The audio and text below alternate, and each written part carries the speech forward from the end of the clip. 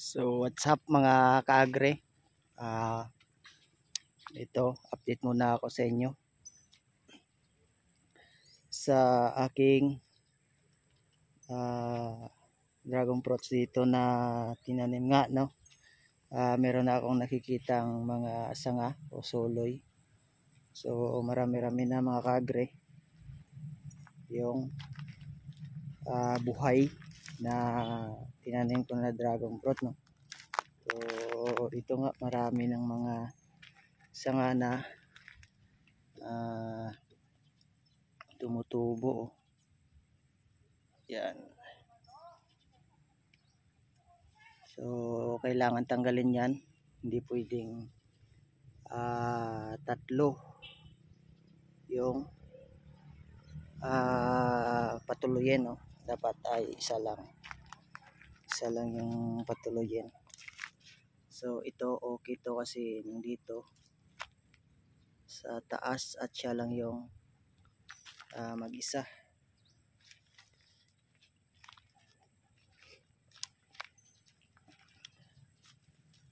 So ito tig tatlo, tapos dito sa kabila dalawa. Meron doon nakita ako sa kabila doon na na marami talaga, mahigit 4. So meron nga dito na malaki na yung sulay, malaki na yung sanga niya mga kaagre, yan. Pero pag may lumabas to dito na isa, kahit malaki na to at mahaba, so kailangan ko i-sacrifice yan. Tatanggalin ko to mga kaagre, pero sa ngayon hindi ko muna kinukuha kasi buhay na siya, no, at siya lang mag-isa. So yung gagawin ko dito ngayon ay puputol ako ng mga sanga ng dragon fruit, yung mga suloy na hindi kailangan kong tanggalin, no. So meron akong dala dito na pang fungicide. Pagkatapos kukunin ay sprayan ko lang ito mga kaagre, para hindi maano ng punggos, no. Sprayan ko lang. So ito yung sinasabi ko mga kaagre, na ang daming sanga na lumusot na na tumubo. Ito 1, 2, 3, 4, 5, 6, 7, 7. Tapos dito sa kabila 2 lang. Yan. So yung kailangan dito ay meron akong pang pruning tools dito mga kaagre. So yung gagawin ko, tanggalin ko to.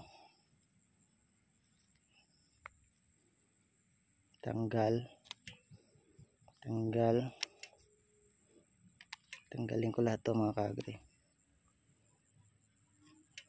Meron pa nga maliit dito, pang siyam na. Tapos ito lang yung maiiwan, yung isa na to. Ito tanggalin to. Yan. Yung isa lang maiiwan kasi malapit siya dito sa taas, pinakataas. Tapos itong isa dito sa kabila. Yan. Tapos isprehan ng yung mga pinagtanggalan ng suloy para hindi tayo so ang dami, no. Ito ang dami suloy, so hindi pwedeng lahat ito ay matutuloy sa paglaki, no, dapat natanggal lahat. At isa lang yung matitira, no. So ito lang yung natira mga kaagre. Isa lang. So next dun sa kabila. Maraming tumutubo eh. So ito tatlo din dito. So tanggalin ko to. Tapos ito. Tapos spray lang. Hindi. Yun. No? Disinfect natin. So dito dalawa.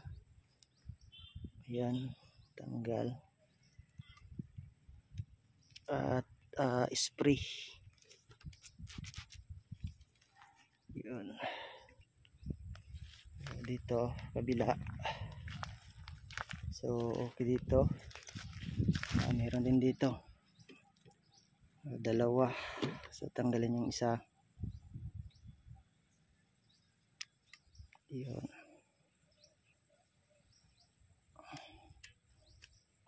Tapos spray lang, no? Na yun. So ang ganda lang tingnan, mga kaagre, kasi nga yung ginagawa ay mayroong improvement. So halos lahat talaga, siya nga pala, lahat na poste ay nataniman ko na lahat kaagad mga kaagre, no? At meron akong konting doon, konting sobra na pantanim, pero reserve ko lang yon. So i-replace ko dun yung natira sa mga ilan dito na nakikita akong dumidilaw, kasi dumidilaw na mga tinanim ko. I-replace ko lang yan dito. So hindi ko naman tinapon, nagay ko lang sa gilid para mag-ugat.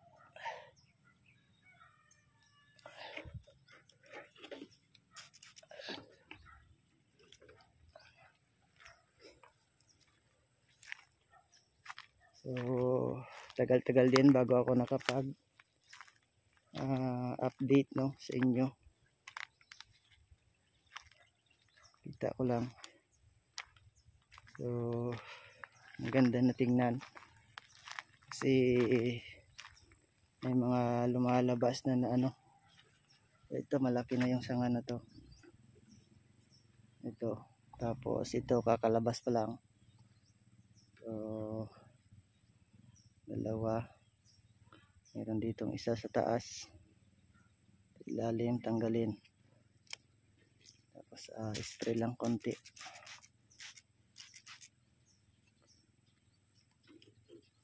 ng tubig na may gamot.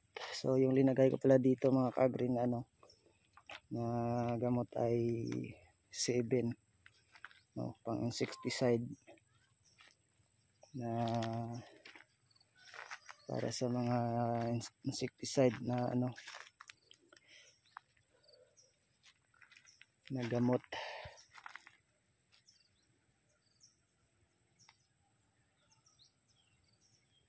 So dito sa gilid, kasi yung mga yung mga nagsanga na to, yung hindi talaga naapektuhan ng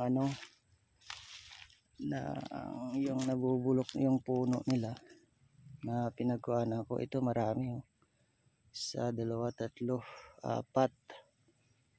So dami sanga. Tanggalin ko tong dalawa, iwan ko muna tong dalawa sa taas, parang langanin kasi ito, mamatay pa yan. Ito na yung matutuloy.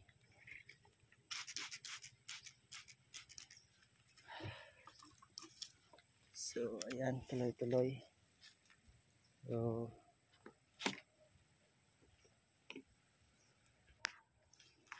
at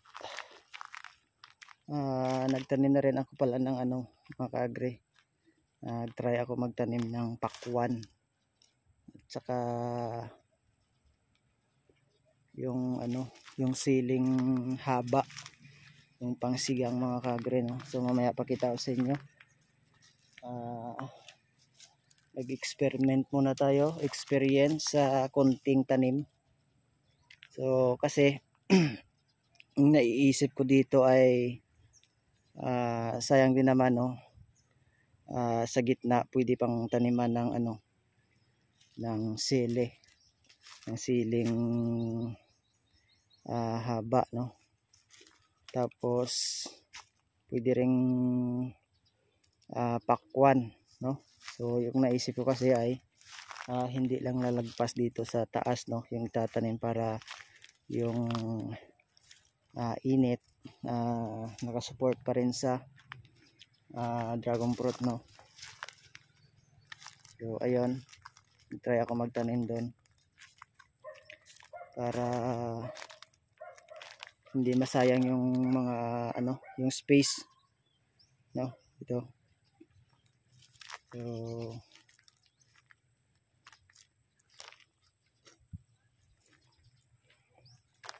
try ko actually na nga mga kagre, nung nakaraan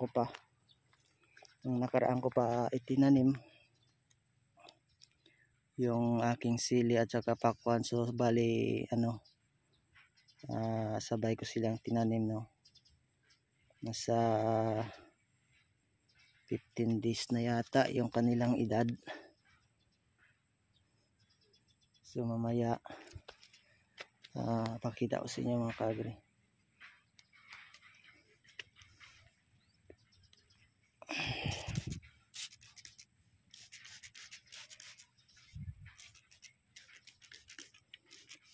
Ito yung maganda kasi dito na siya talaga sa yung maganda yung lumabas yung kanyang kanyang sanga, yung suloy. Dito na talaga sa pinakadulo. So yan na yung tuloy-tuloy na mag-akyat sa taas, no, sa poste. So yung dun sa kabila nga na mga tanim ko doon yung una, 26 na poste doon. Yung iba nga nakalagpas na, no, nakalagpas na sa taas.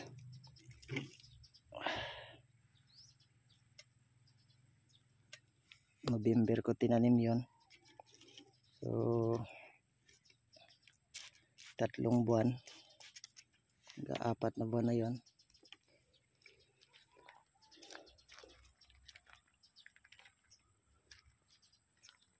Tsaka yung sa kabila doon, hininto ko muna mag-abono kasi wala nang ulan dito mga kagre. Parang may nakita ako na problema doon.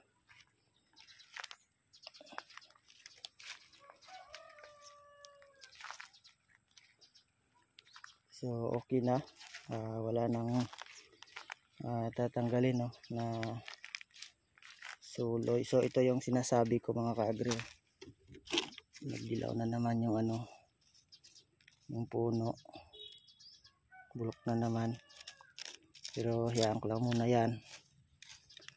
Tsaka ko napapalitan pag mag-ugat na talaga yung mga natitirang ko doon, yung reserve na pantanim. Natira pa naman akong pantanim doon.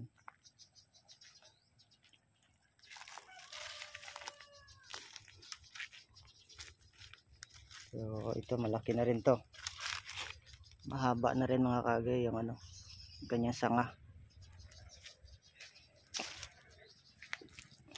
At ito yung natira kong pantanim, oh.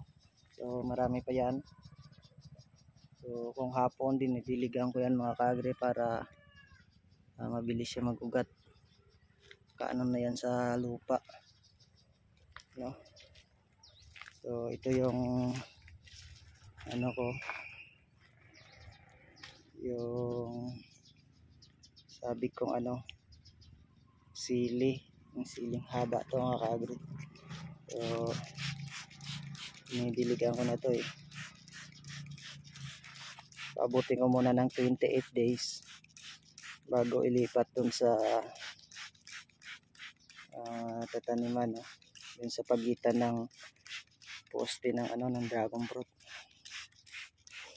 So ito, tubig lang to mga kaagre. Dilig-dilig lang paghapon at saka umaga.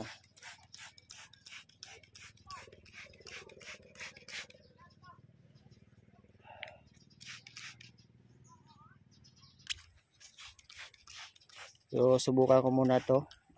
Isang lang to mga kaagre, isang pack, isang sachet lang yung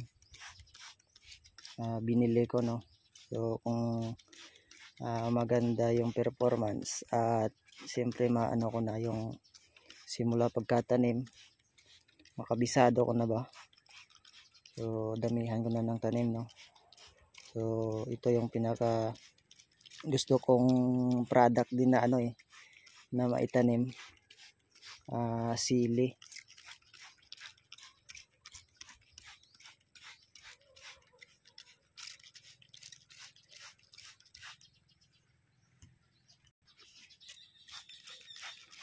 So okay na to, nabasa ko na sila at papakita ko naman sa inyo yung sample ko doon na tinanim na pakwan.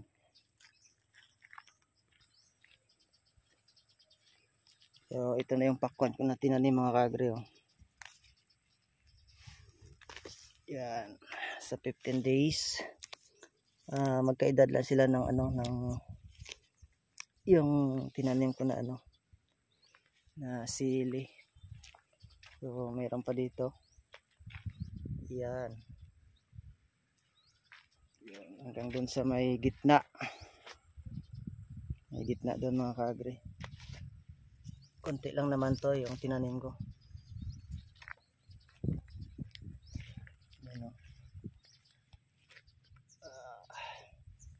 So sa ngayon mag-experience muna ako sa maliit lang, sa konti.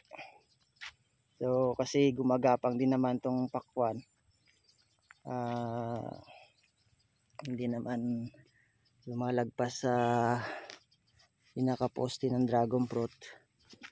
So at saka bakante naman dito sa ilalim. So dito muna ako magtatanim habang inaantay ko yung paglaki ng mga dragon fruits, no. So hanggang dito na lang muna mga kaagre yung update ko sa inyo. So bye bye po, maraming salamat at God bless po sa inyong lahat. Happy farming.